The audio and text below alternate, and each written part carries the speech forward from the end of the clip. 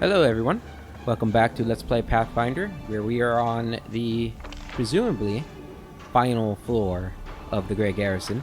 We just killed, whoever this guy was, Duradnu, and we are ready to Path leads on.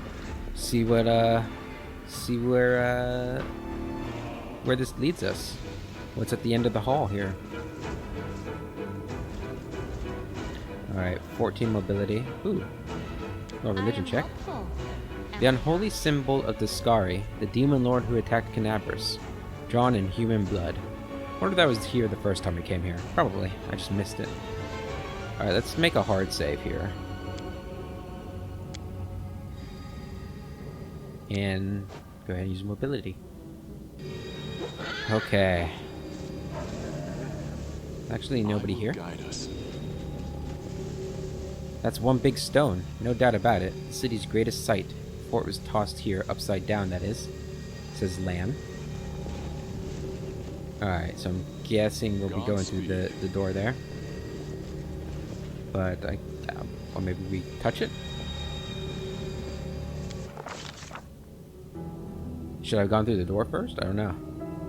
Day 18, month Rova. 9th month, which is the 9th month.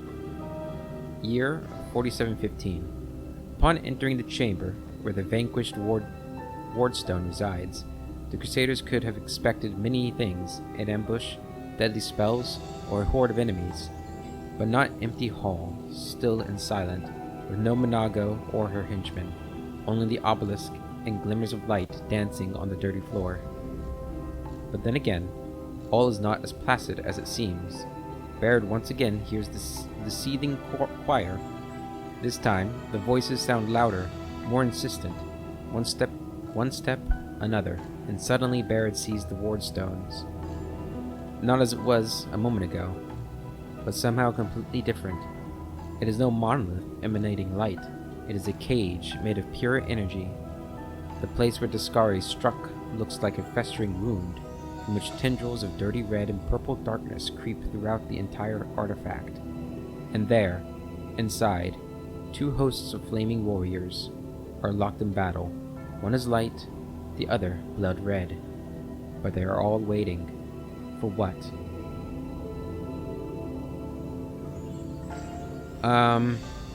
Interesting. Can you go through this game playing for the demons? I wonder. I'm assuming that's what the red warriors represent. But we're going to hearken unto the light warriors' words. The light warriors speak of duty, service, and sacrifice made. Their words reveal the truth of the wardstones. Each one contains a host of angels, volunteers from heaven, who committed to this indefinite imprisonment in order to guard mortal kind from the demonic threat. They make no complaint, they ask no easing of their burden.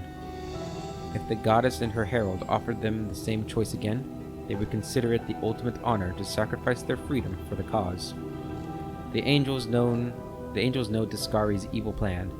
When the last of the light warriors falls, the wardstones will become a deadly explosive that will destroy everything around it, and the other obelisks in the chain will meet the same fate. The light warriors pray for help. They plead for someone to strike down their fallen brethren. Those who succumbed to the demonic corruption are already beyond salvation. But if they are stopped, it will allow the wardstones to heal and the light host to continue its duty. The crystal chisel, discovered in the ruins of Canabris, is the ideal weapon for this task. It will cut out the corruption, along with those who have succumbed to it, and restore the wardstone's full power. The eyes of the aeon, until now slumbering peacefully in the hero's soul, awaken. They urge the hero to look upon the wardstone through them. The aeon's eyes wish to see. Well, we might as well make use of the aeon, right?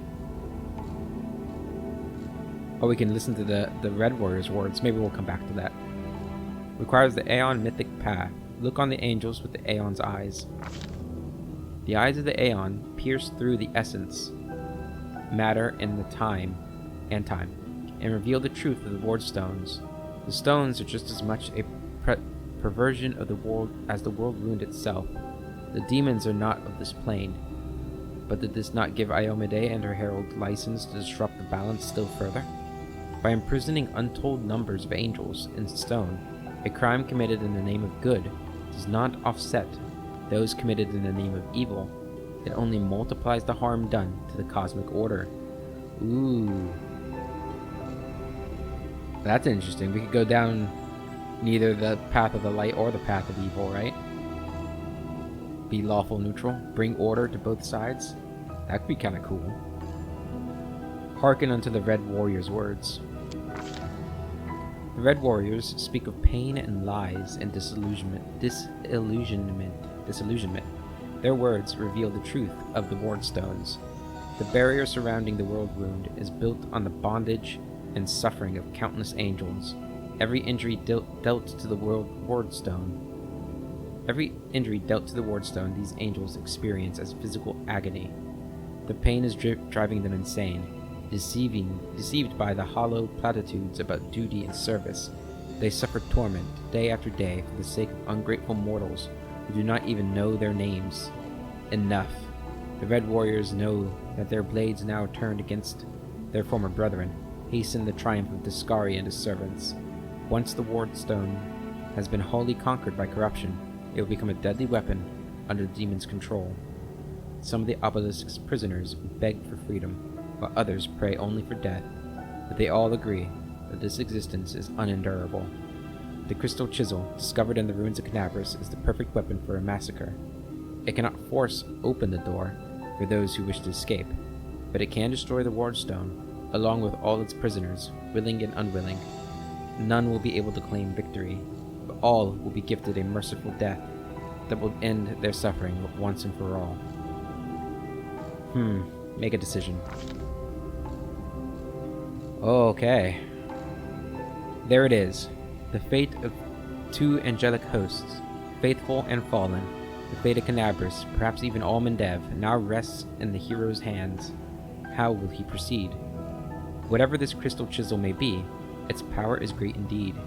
It can destroy the stone along with all its inhabitants, or it can mend it by killing the angel defectors within. What it cannot do, alas, is free those who wish to escape, and keep the stone intact for those who wish to remain. The Aeon's eyes perceive a solution to the goddess's tinkering, one that will cost no lives. One strike with the crystal chisel at the perfect point, and the stone's magic will be destroyed, and all the angels will go to their rightful place, to heaven, or to the plains of chaos and evil. The remnant of the Aeon's power draws all that is left of the Aeon's existence to the hero, urging him to put things right. But somewhere deep within the hero's soul, the familiar ire seethes, endless rage, unbridled hatred. What will happen if it is unleashed here, at the stone? So, destroy the stone with all the angels inside. We could pick the good path that requires angel mythic path. Quell the anger of the Red Warriors by offering them peace. We could pick the lawful, requires angel mythic path, to cleanse the wardstone, destroying the fallen celestials. Lawful aeon mythic path, wield the stone's magic and return the celestials to their rightful place, as the aeon would have wanted.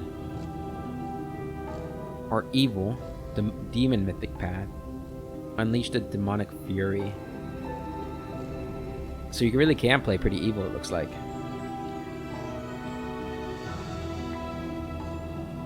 What to do? I'm leaning towards the Aeon mythic path. Right? I mean, I don't know. I mean, Barrett is, I think, you know, on the spectrum of lawful neutral, he's definitely more towards lawful good.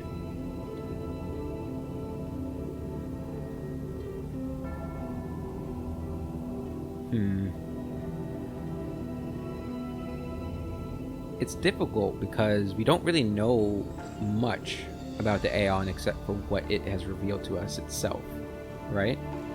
Like, we don't really have as far as I'm aware of, any real outside source as to what the aeons are and what their intentions might be. From a strictly lawful neutral point of view, I feel like the aeon path is the right way to go. Right? We are bringing order back to the material plane. The question is, can we defeat the demons without the help of the wardstones?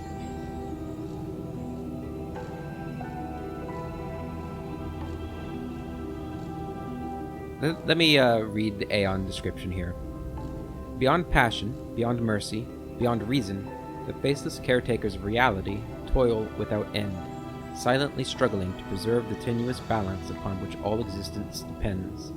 These voiceless forces are the aeons, inscrutable shapers and eliminators of the multiverse. They exist beyond the understanding of most mortals, endlessly striving towards goals unfathomable even to many of the plane's oldest inhabitants. Aeons build order from the chaos of the maelstrom, seed new life upon barren worlds, and halt rampages of forces grown overbold.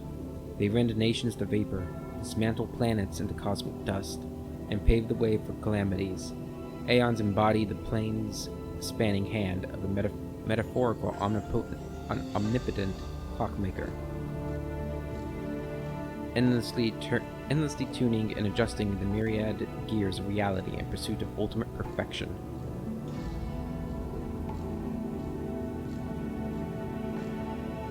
We're gonna go with the aeon path. Yep. We're gonna do it. We're going with the aeon path. Wield the stone's magic and return the Celestials to the rightful plane as the aeon would have wanted. I wonder, is this our choice? It seems like it's a choice.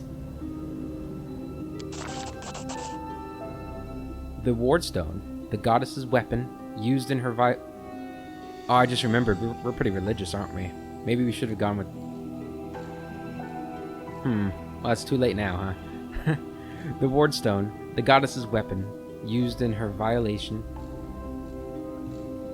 of the cosmic order. The demon-crafted chisel, discovered at the scene of the very same crime. It would be only fair if both instruments ceased to exist in the same moment. One precise strike, and the chisel will cut through the stone like a hot knife through butter, nullifying the criminal magic of the inheritor. With cries of terror and amazement, the imprisoned angels go to the rightful places, the faithful to heaven, the fallen to the planes of chaos and evil. The chisel turns to dust, and with it, a blinding flash, the stone follows into oblivion. The eyes of the Aeon look on in satisfaction. The Aeon's mission is complete, though it came at a high price. What remains of the Aeon can now rest in peace, knowing that the world is in good hands. And as for the mortal who brought all this to an end, seeing the world through the Aeon's eyes has left its mark on him.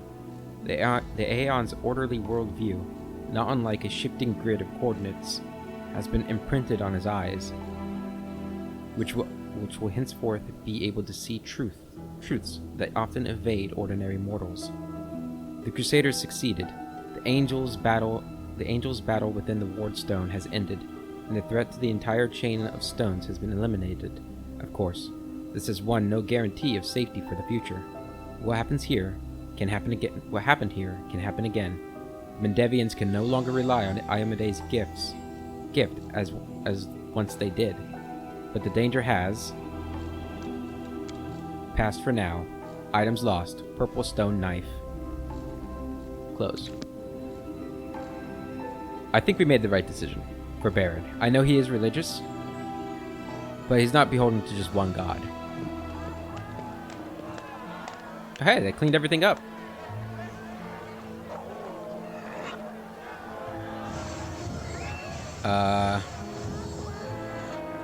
Look at them, Suture. They're rejoicing like children. The storm is coming and none of them sees it. Shall we add to their festivities, my lady? How about a little lightning to burn their flesh? Oh no, Suture. We'll leave such frolics to Discari's little gnats. We are here for something else. Something I had greatly anticipated for a long, long time.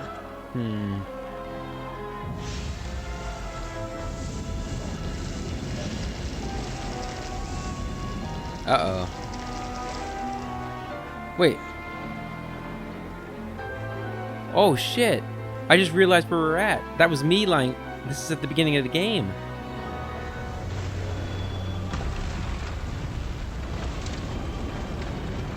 Oh my god, I was so confused.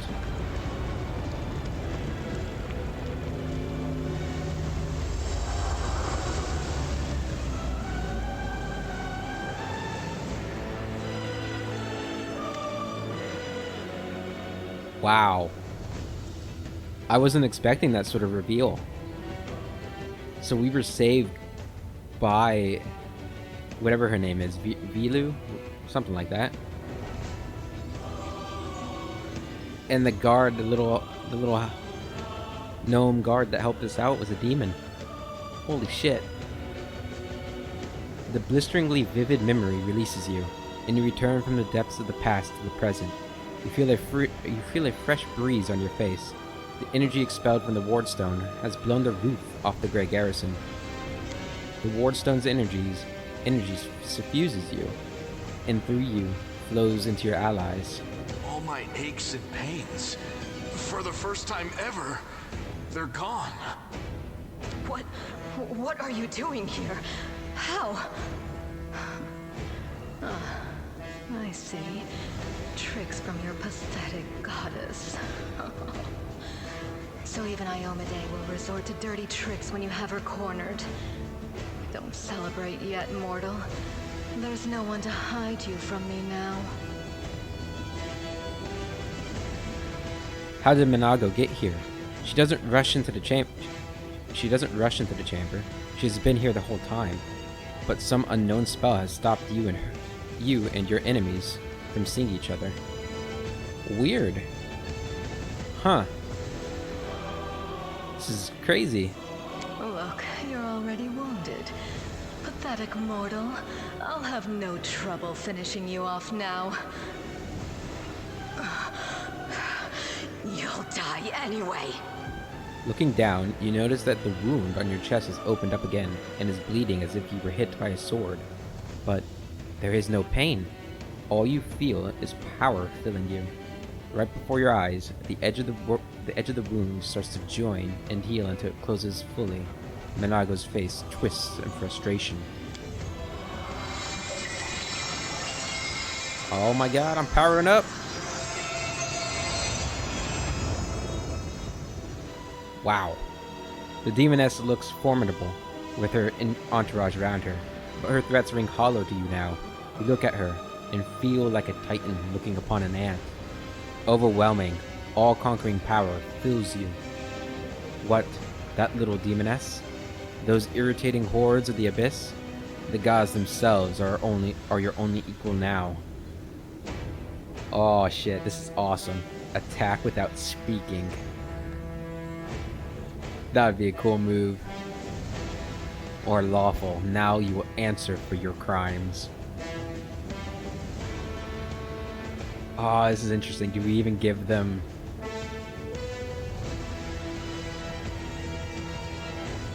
Now you will answer for your crimes. There is only one law in this world. Strength. And only one crime. Weakness. Be honest. Do you really think you have strength on your side? Hell yeah, I'm the protagonist. I knew a woman who thought the same thing. Land scowls. It never led to anything good. Winduog. Wonder where she's at. Your goddess sent you to die. You think that's a victory? All you've done is postpone the deaths of all the other mortals. And not even for very long. But your wait for death is over. You won't see what I'm going to do to your little friends, because I'm going to kill you right now. Let me draw the All right. first blood. We are in the fight. Oh! Whoa. That's trippy. Okay. Here we go. What do we have here? Mythic power. You are imbued with mythic powers. Get 2 additional attacks per round, and a +5 mythic bonus to all attacks. To attack. All your attacks ignore enemy damage reduction, automatically confirm all critical hits, and deal an additional 100% divine damage. Every first attack you make during a round deals 46 divine damage in a line or cone, depending on an attack type. You get 100% fortification, damage reduction 10, and 20 acid, fire, and electricity, sonic, and cold resistance. All of your spells ignore enemy spell resistances and energy resistance. Enemies fail all saving throws against them. All healing and supporting spells additionally heal and grant the target fast healing, 10 for 5 rounds. All offensive spells deal an additional 100% divine damage, make targets sickened and shaken. Holy shit. Okay, and we have all of our spells back. Well, damn. Let's go ahead and let's pop off. Okay, that's, what's the biggest spell you got, buddy? Archon's Aura. Fails to overcome spell resistance. Can we play the rest of the game like this? Okay, I guess we'll go up here. Cast Bane on all of them. They're probably immune to Bane. Nope, they all failed it. Yeah.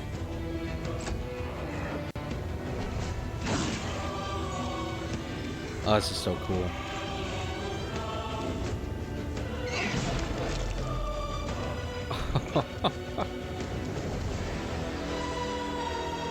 Burning Arc.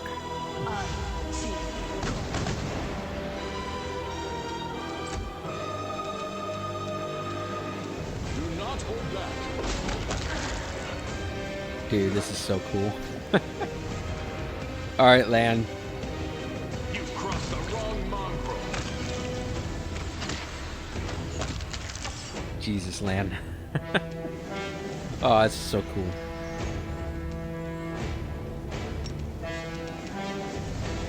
Have that rock attack you. The Inheritor, guide my blade.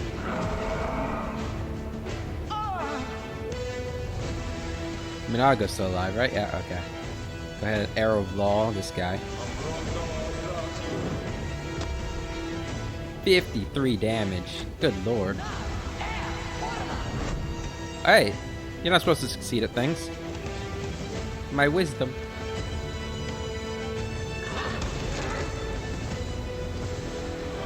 Alright, Baron. We'll go after Minagho. Strike has won. Alright, she's got really good defense there. Seela, you'll keep going after Rock here. Oh, she summoned more. I ain't worried about him. I'm all powerful now. Oh. Okay, you're not.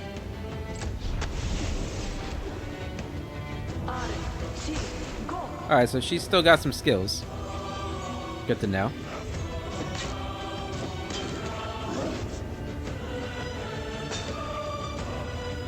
Alright, Camellia, can you do anything right now?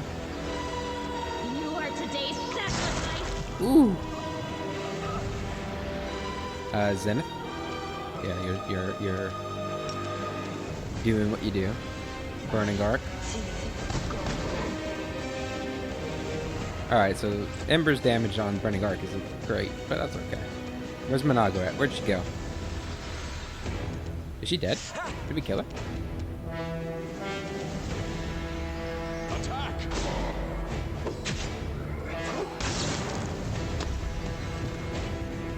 What's happening there? Huh. Oh no. Seela. Everything's dead over there. Go over here.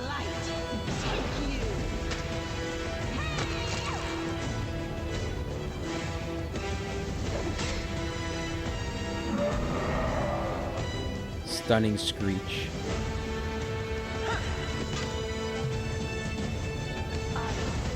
Oh, there's Minagho.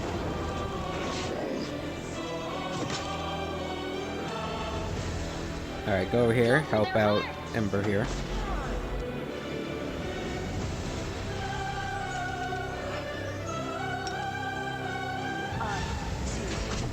Okay, that probably wasn't a good idea.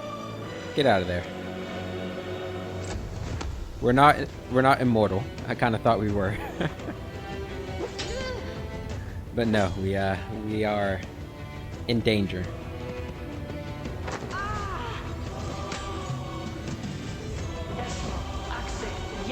Cape of Wasps.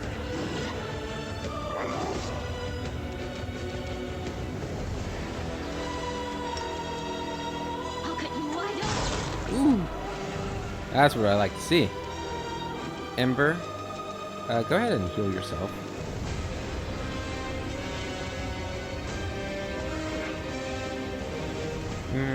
Yeah.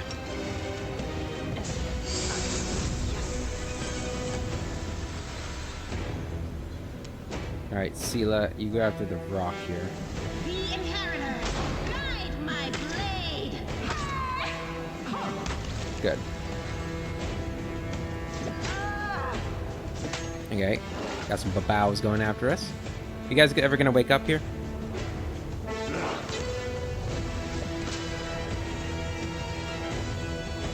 The spirits demand your blood. Alright, that was some good damage. Go ahead, maybe throw a Scorching Ray at him. There we go.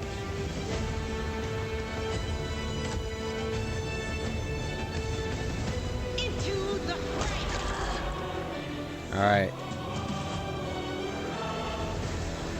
Time to get up, Darren. Out of my sight.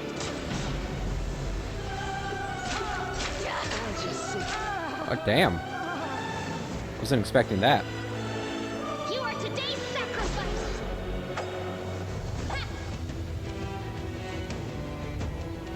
Ember, go ahead. Do a Scorching Ray on her. Critical hit, 51 damage. Barrett, I need you to get up, buddy. Arrow of Law on her. You missed. Where'd she go? She failed Archon's Aura. That's good. Go for their heart. Another Scorching Ray.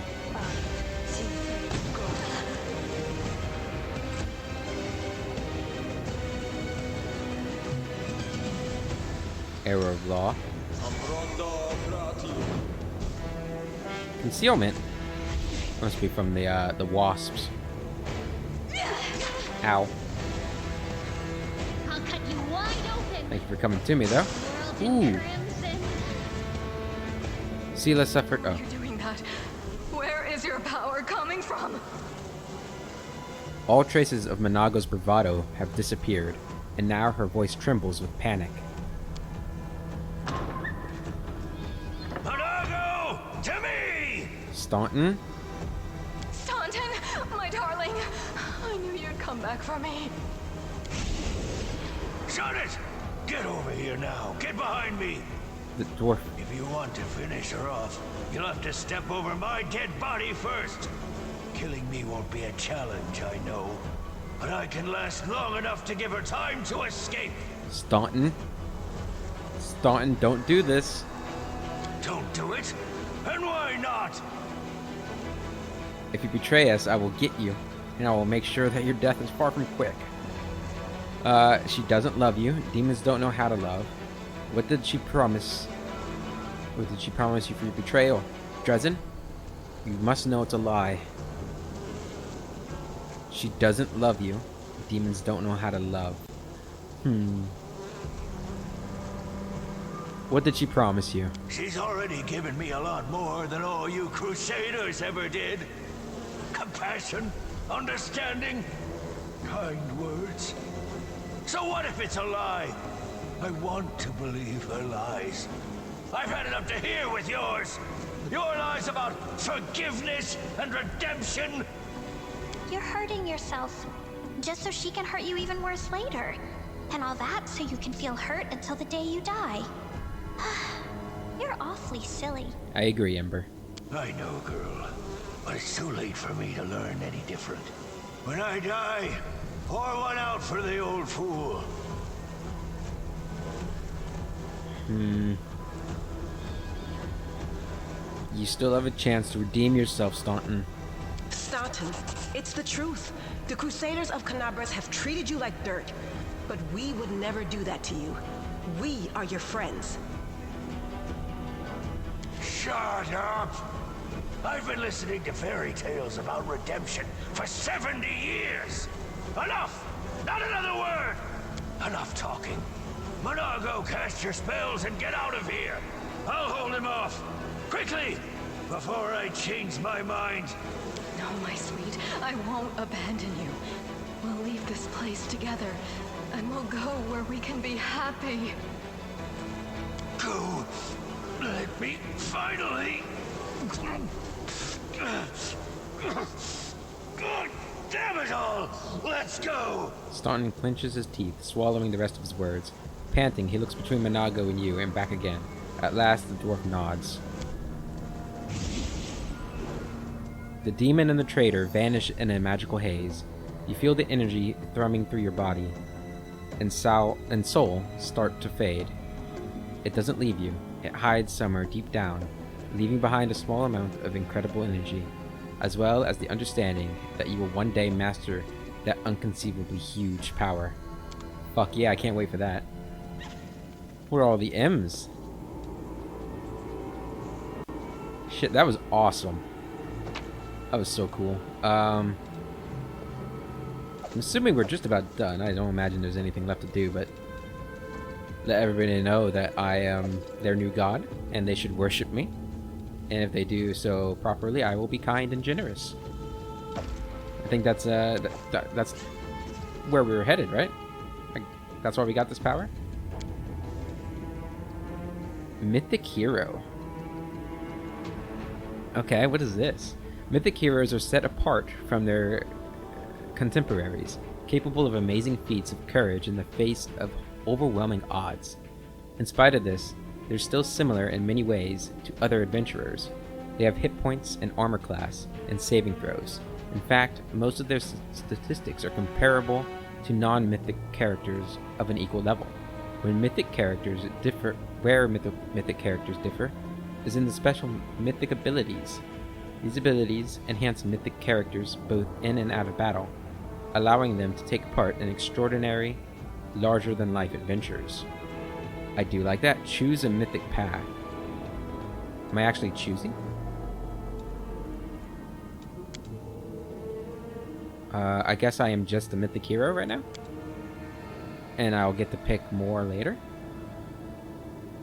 There's a lot more that are locked. Alright, next. Alright, I couldn't pick anymore, right? Just making sure. Maybe I had to... I don't know.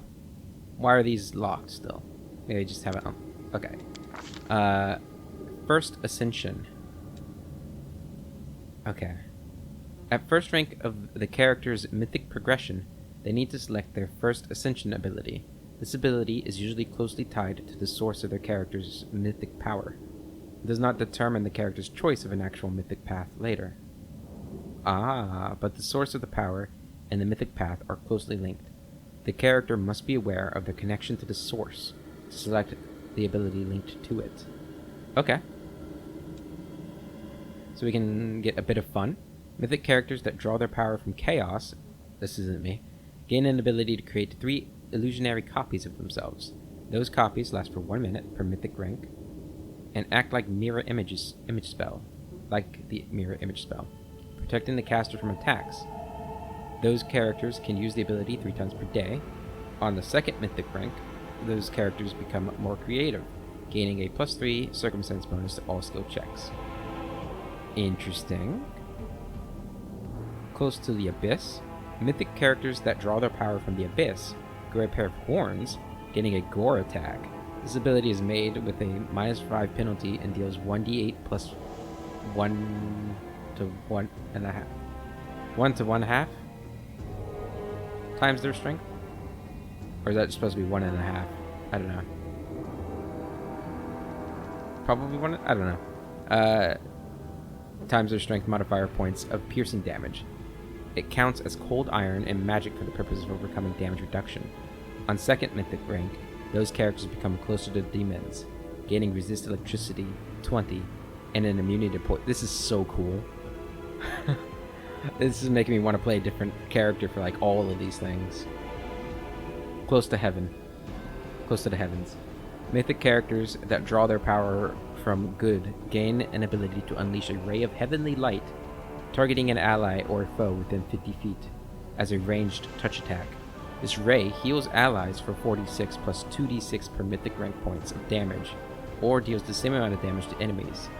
Those characters can use this ability 3 times per day plus 1 extra time for each mythic rank beyond the first. On the 2nd mythic rank, those characters become closer to angels, gaining resist acid to 20, resist cold to 20, and an immunity to petrification. Do we get angel wings? Dance macabre? I don't know how to say that word. Never have. Oh, I didn't even notice all these things over here. Oh man, that's so cool. Anyway. Mythic characters that draw their power from death can channel negative energy to deal damage to living creatures or to heal undead creatures. Channeling energy causes a burst that either heals all undead creatures or damages all living creatures in a 30-foot radius centered on the mythic character. In Pathfinder Kingmaker, I actually played a necromancer as my character. It would have been awesome to play a necromancer with this. The amount of damage dealt or healed is equal to 2d6 plus 1d6 per mythic rank. Creatures that take damage from channeled energy receive a will save to halve the damage.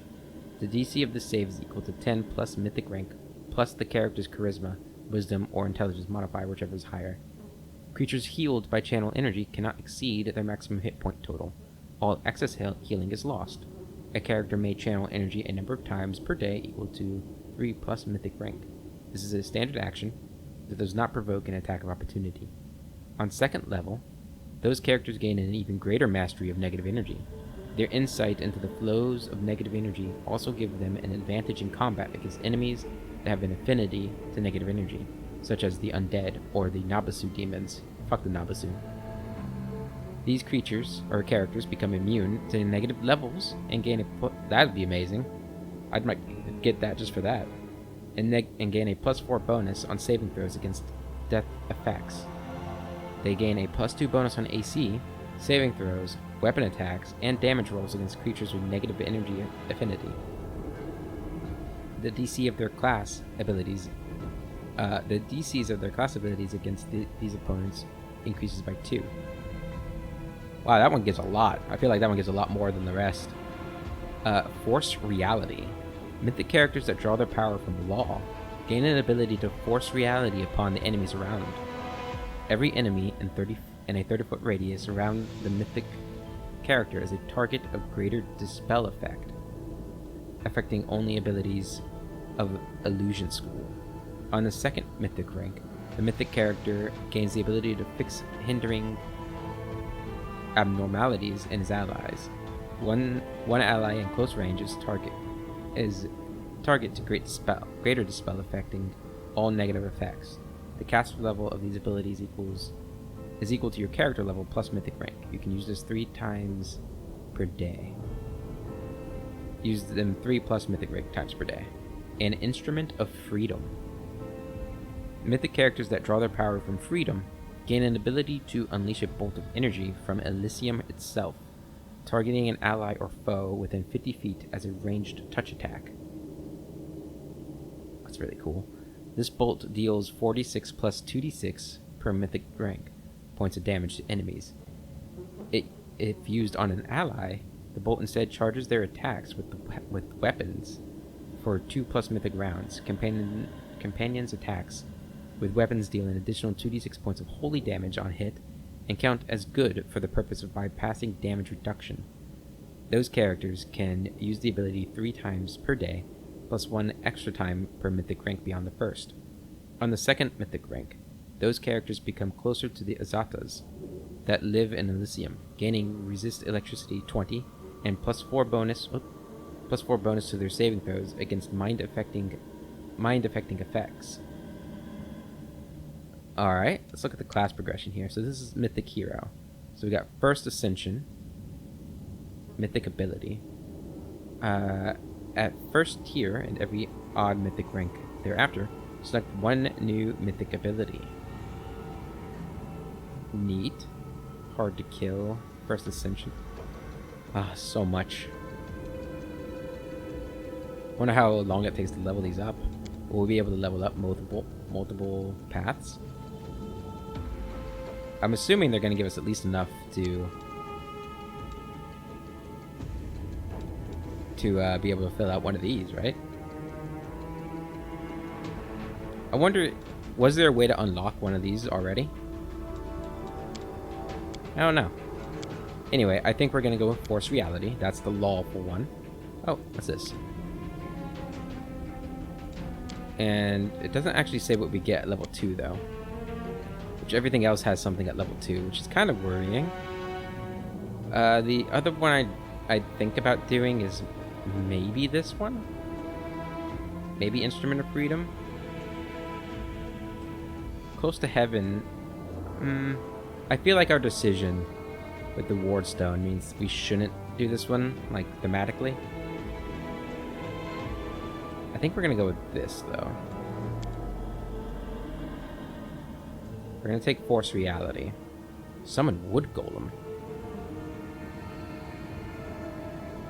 Force Reality. Man, there's so much here. We're gonna go with Force Reality, though. That's the lawful choice. And I feel like with us choosing the Aeon path, we're really leaning into the lawful neutral path.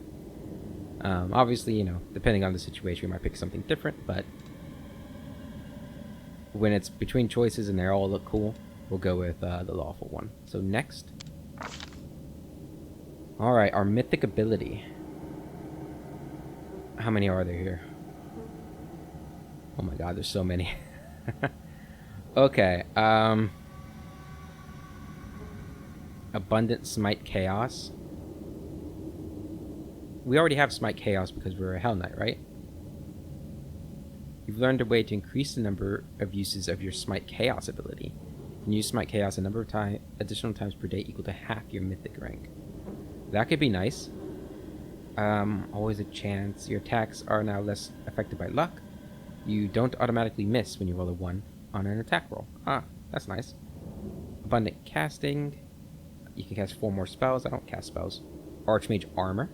You're a master of the Mage Armor spell. Now, Ascendant Element. You master a certain element. No. Ascendant Summons. The creatures you summon gain a piece of your mythic power. Battle Meditation. You're able to channel your mythic power into invigorating and coordinating your allies. As a standard action, you can enter a state of battle meditation. It's like the Jedi battle meditation. While in this state, you're unable to move, lose your dexterity bonus to AC, and count as being staggered. All allies in 30 feet gain a morale bonus to attack and damage rolls and saving throws against fear effects equal to 1 per 3 mythic ranks. 1 plus 1 per. Yeah, okay. That's kind of cool. As a tank, it's probably not a good idea to get that. Best jokes, we don't use that. Boundless Healing, we don't heal. Brutality Incarnate. The wounds you inflict with your natural attacks, we don't use natural attacks. Cleaving Shot, that's a ranged weapon thing. Dimensional Retribution. You leave a mystical link with enemy spellcasters that lets you instantly move to them. Every time you're targeted by an enemy spell, you gain the ability to teleport to the spellcaster as a move action for the next 2 rounds. Holy shit, that's awesome. Distracting Shots. Domain Zealot.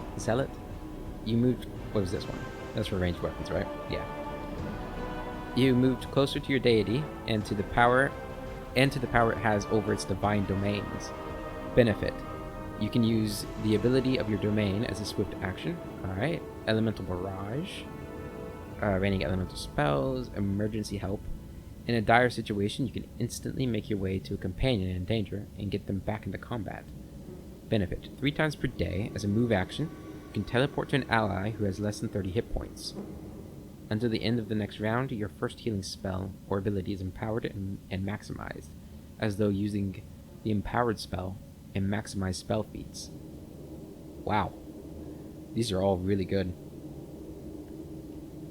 Enduring spells, we don't use spells, and forced vigor. Some people motivate their companions by their mere presence. While you learnt that pain is a much more potent motivator. Every time you damage an ally, you gain a +2 mythic bonus on attack and damage rolls, and a +1 mythic bonus on all saving throws. Huh. Ever ready? You're always ready to unleash some extra attacks. Whenever you make an attack of opportunity, you gain a bonus on the attack roll and damage roll equal to your mythic rank. The number of attacks of opportunity you can make each round is increased by 2. Man, we get that, we'll just be attacking all the time.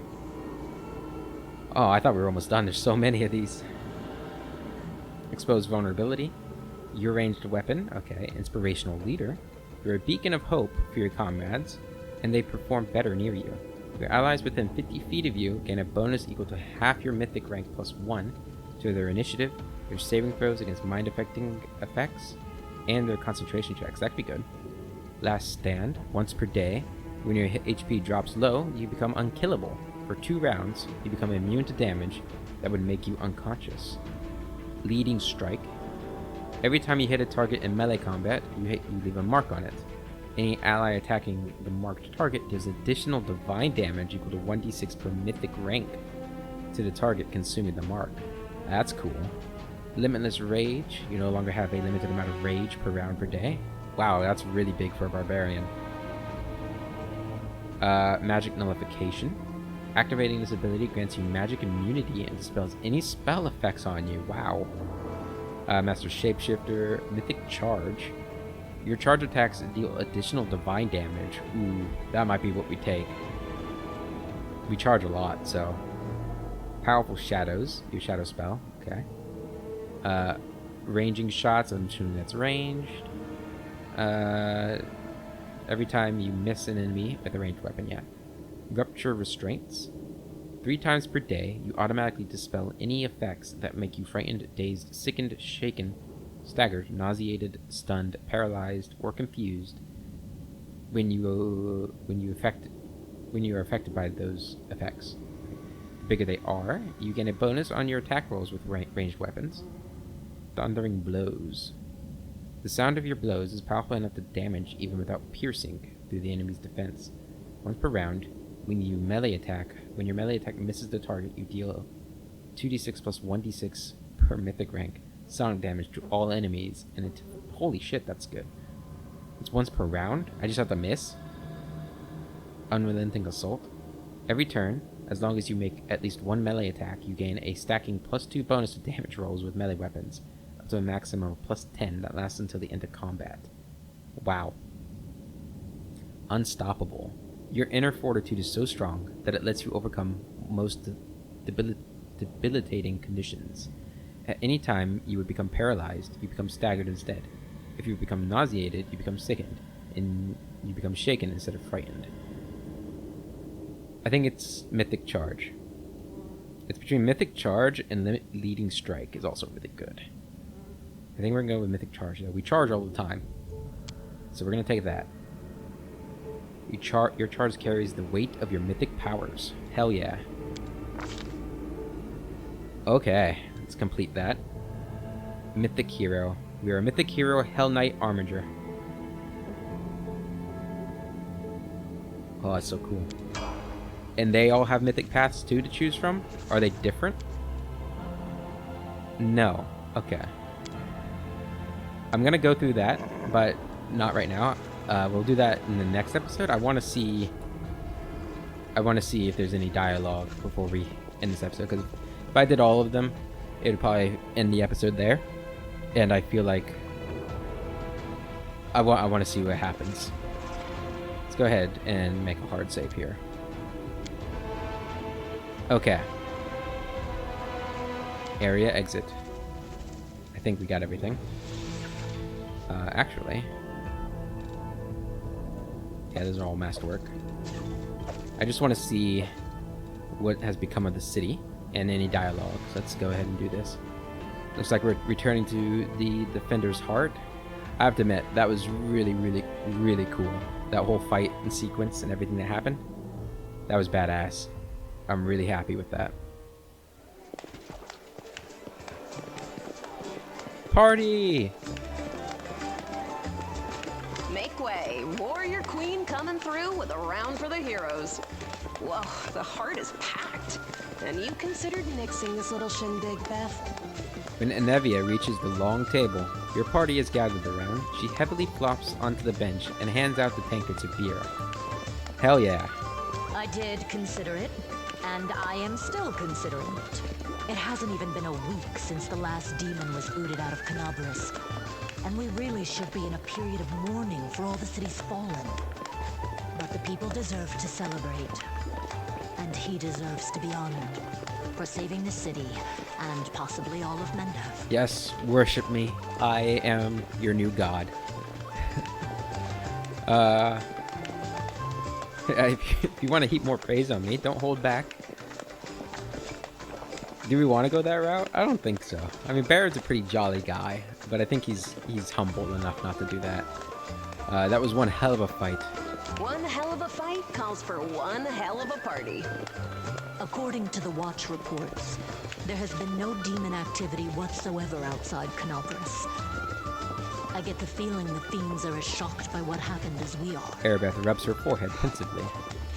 What happened in the Garrison, what you did, it was a miracle.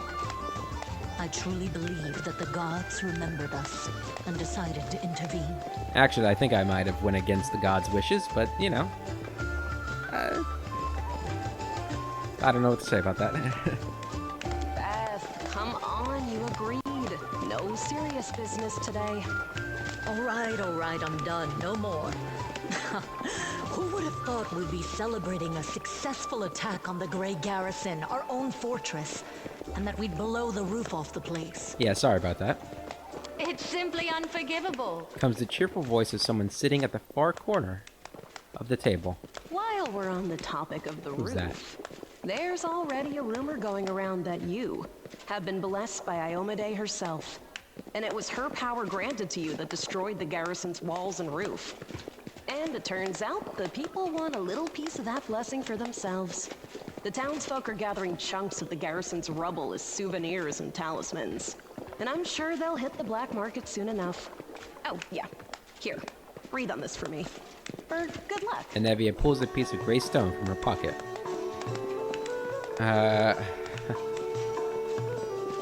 I wonder if I can get a cut of the sales. Sure, we're in a celebratory mood. Let's roll with it. Breathe on the stone. We need all the luck we can get. Nice. I'll put it on display at home. Or maybe I'll make a hole in it and wear it as a pendant. Nevi! What are you on about now? Erebeth mutters. What do you mean? Do you see many people at this table who've been personally blessed by Iomade herself? Well, a couple perhaps. Says the same mirthful voice that joined him before. Who are you? Iomade's blessings are not conveyed through stones, and as public officials, we really shouldn't. Erebeth looks to the end of the table where the voice originated. Their eyes widen as her words trail off. I feel a little chastened after what you said about public officials. But I myself have acquired a few pieces of stone, and also wish to ask our hero to breathe on them for good luck. So, what now? Are you going to toast me out of this fine establishment? Oh my. The queen is here and we didn't notice? That's probably not a good thing, huh? The woman dressed in unshowy finery raises her eyebrows. Your Majesty. I wasn't expecting her to be here. Yes, it is I. I made the journey here to deduct the cost of repairing the garrison roof from your salary. We have not been introduced. Galfrey of Mendev. The woman rises from her seat, approaches you, and holds out her hand. Do you want to do lawful? You want to just shake her hand? I didn't expect to see the queen at her table. Lawful choices. It's an honor, Your Majesty. We can be charming. Kiss her hand. The rumors of your beauty were not exaggerated. Do not move, and the queen has graced us with her presence. Is Barrett a ladies' man? I mean, I wouldn't say he's a ladies' man. No.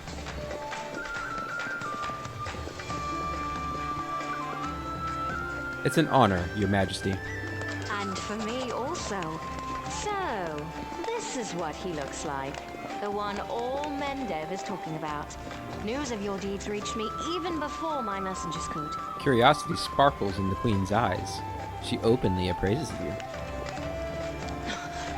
Your Majesty, we were just... I'll have them arrange. Arabeth, finally recovering from the shock, bolts to her feet. Calm yourself, Commander. I deliberately came here without any fanfare because I did not wish to draw attention away from our honored hero here. My personal guard and the force I brought with me are standing watch outside the city. I ordered all your sentries to stand down. They also deserve a break. Every person who tirelessly fought to save Canabris will enjoy themselves today. And my reinforcements will ensure peace and order. Will you join our celebration, Your Majesty? Please, don't Your Majesty me. We are in a tavern, not my court in Nerosian. Address me as you would any comrade in arms. The Queen laughs. Concerning the celebration, as you can see, I already invited myself. I couldn't pass up the chance to meet the new hero all the Crusaders are talking about. And soon, not just Crusaders. Oh? We all need to get some rest. Because grand new deeds lie ahead, yes? Your Majesty, my dear cousin. Oh yeah, I forgot he was related to her. Count, I admit I was surprised to learn that you valiantly joined the ranks of the city's defenders. Pleasantly surprised. I live to please you, my queen.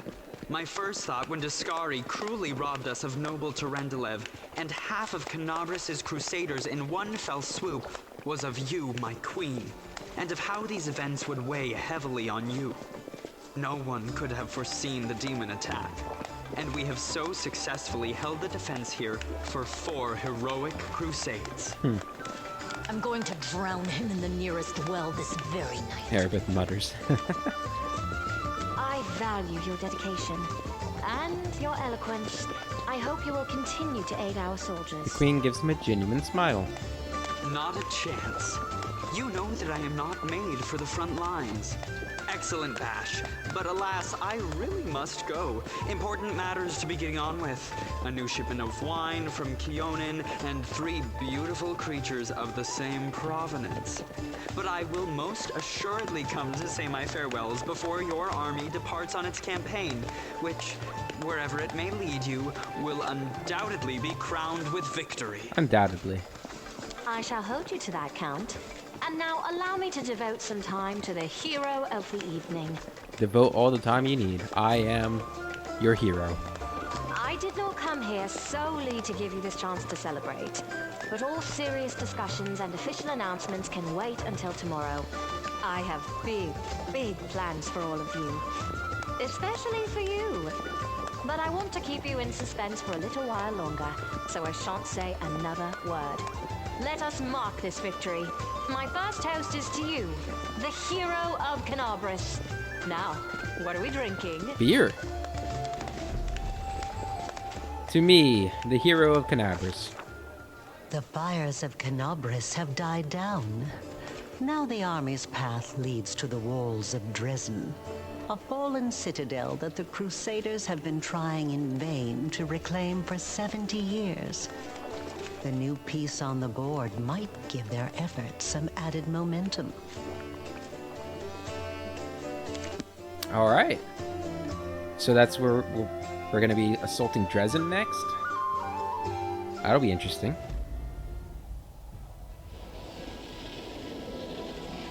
Okay, where are we going? We're leaving Canabris. Man, we're just moving, huh?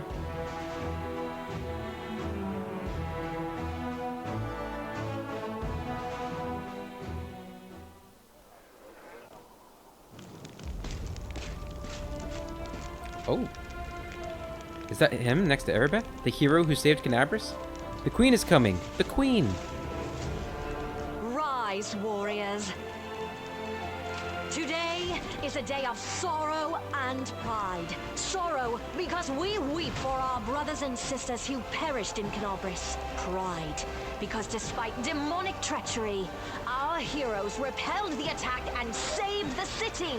I, Queen Gorfrey of Mendev, declare this day the first day of the 5th Crusade, and I am glad to introduce the one who will lead the attack on the forces of the Abyss. Me. The hero of Canobris, Knight Commander of the 5th Crusade. Your leader from now unto victory or death. Hey guys. Hooray, the Queen! Now it's time to rest. Everyone is dismissed. You heard the Queen. Dismissed. There. The troop review is finished. I'll give you some time to look around the camp, and then I shall expect your presence at headquarters. Alright. Updating equipment. You have the item Flail of Light Burst in your inventory, which is significantly better than the Ever-Burning Torch. Okay. Hey, Arabeth. Commander, please allow me to join you while you inspect our encampment. Of course.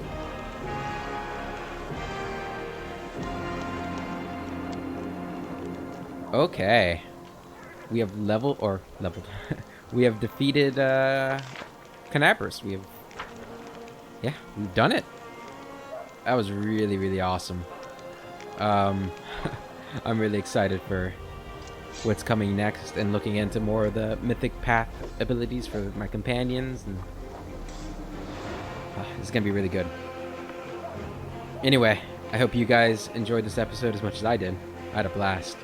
And until the next one, I hope you guys have a wonderful day, and I will catch you later.